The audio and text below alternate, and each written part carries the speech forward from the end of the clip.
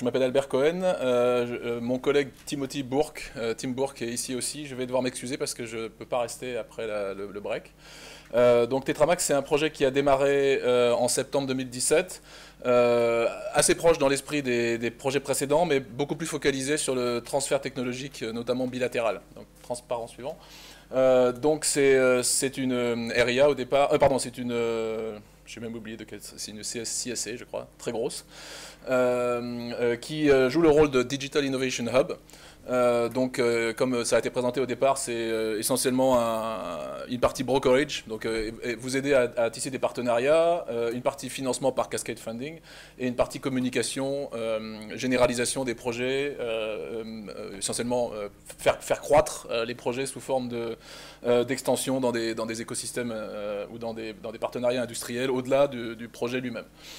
Donc il y a 23 partenaires qui forment le cœur du réseau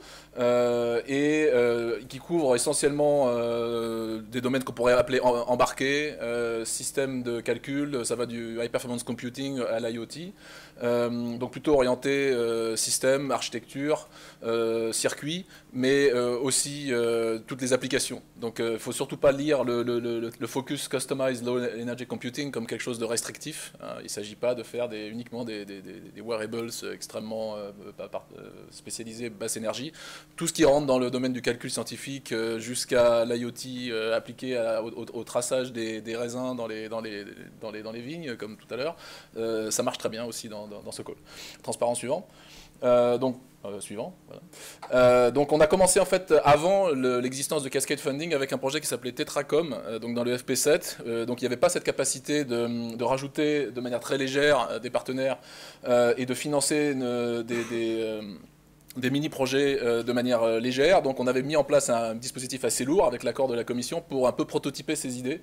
Et je ne sais pas à quel point ce prototype a eu un effet sur la définition du mode de cascade funding, mais j'aime à penser que ça a eu un effet positif, puisqu'évidemment c'était un succès d'un point de vue technique. On a eu on a eu une cinquantaine de projets financés, mais c'était un énorme travail d'un point de vue administratif, puisque à chaque fois qu'il fallait rajouter des partenaires, il y avait un amendement au projet lourd avec une révision passant par toutes les strates administratives à Bruxelles.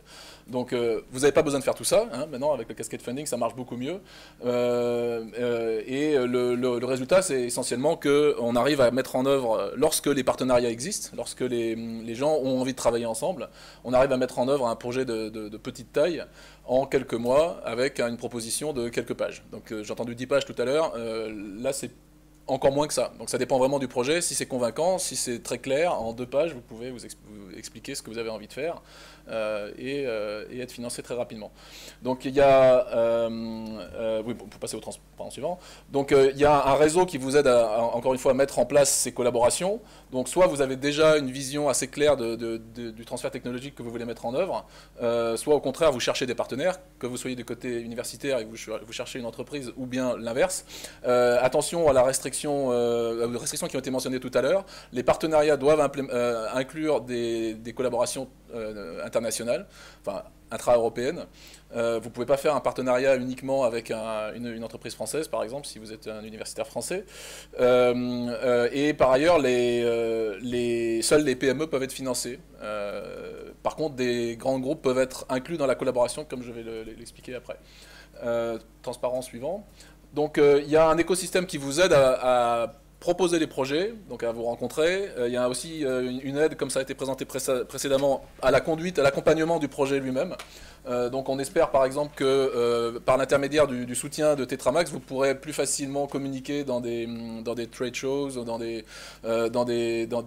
grandes conventions spécifiques du domaine, avec de l'aide à la communication, à la production de documents, mettre en relation avec les bonnes personnes, etc. dans ce contexte-là.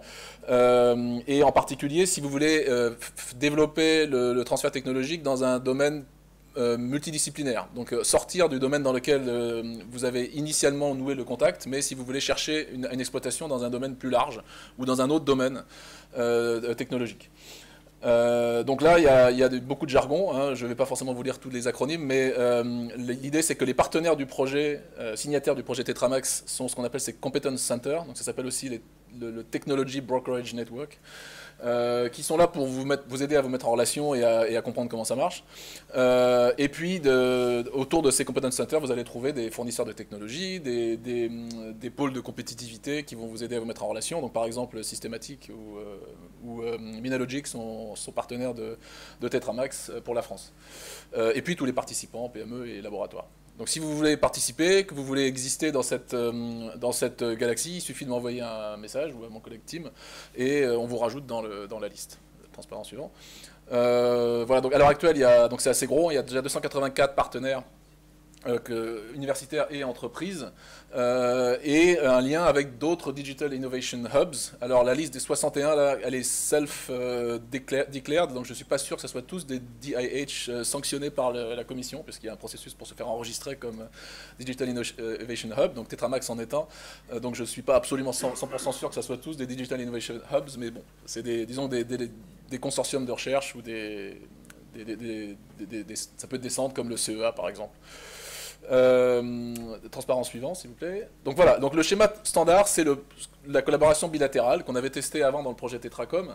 Donc ça, c'est très léger, c'est vraiment 2-3 pages de description technique et un petit draft pour expliquer comment vous allez utiliser l'argent. L'idée, c'est essentiellement qu'il y a une techno mature dans un domaine académique et qui intéresse une PME. Alors ça peut être aussi qui intéresse un grand groupe, mais dans ce cas-là, il n'y a pas de financement pour le grand groupe. Il peut y avoir un financement pour le labo, mais pas pour le grand groupe. Si c'est une PME, il y a un financement pour les deux côtés. Vous pouvez faire grossir ce projet-là dans l'idée, typiquement, d'avoir déjà une expérience de transfert technologique que vous voulez sortir du domaine initial, comme je vous disais tout à l'heure. Si vous cherchez une croissance dans un écosystème plus large, plutôt un aspect plateforme, ou bien étendre à un autre domaine, il y a un appel spécifique pour ça, et dans ce cas-là, la durée et le financement peut être un peu plus long. Et il y a un troisième appel dont je n'ai pas le temps de parler aujourd'hui, qui est plus du prototyping de business. Donc là, c'est l'idée, vous avez déjà un business plan, plutôt pour une spin-off par exemple, d'une entreprise ou d'un labo, et vous voulez un peu de soutien pour tester ce business plan, pour quantifier plus précisément la valeur. Il y a un call qui va sortir prochainement sur ce terrain-là. Transparent suivant. Donc voilà, là j'ai pas beaucoup de temps pour développer, mais essentiellement il faut voir ça comme du seed funding. Hein. Donc si vous avez quelque chose que vous savez financer déjà en dehors de Tetramax, bah, c'est pas la peine de demander à Tetramax. Si c'est une collaboration qui existe depuis très longtemps et que, bon, de toute façon, elle a lieu, là encore, c'est pas forcément l'endroit où Tetramax vous sera le plus utile. C'est plutôt pour développer des choses nouvelles ou une collaboration qui existe mais qui n'a pas vraiment atteint le niveau de maturité où l'entreprise était prête à investir des ressources pour transposer une technique universitaire dans un domaine commercial. Donc il faut qu'il y ait une valeur ajoutée, et ça va être là-dessus qu'on va évaluer la qualité des propositions, essentiellement. Donc quel business vous allez pouvoir créer réellement, quel est l'impact en fait du transfert. Oui, transparent suivant. Donc il y a eu déjà un premier appel pour les bilatéraux. Voilà, c'est ça. Donc l'appel entrepreneurial est en cours. Il se termine fin novembre. Il y a eu déjà deux premiers appels, bilatéraux et pour l'aspect multidisciplinaire. Et il y a très prochainement, donc en janvier, oui, un nouvel appel bilatéral qui va sortir.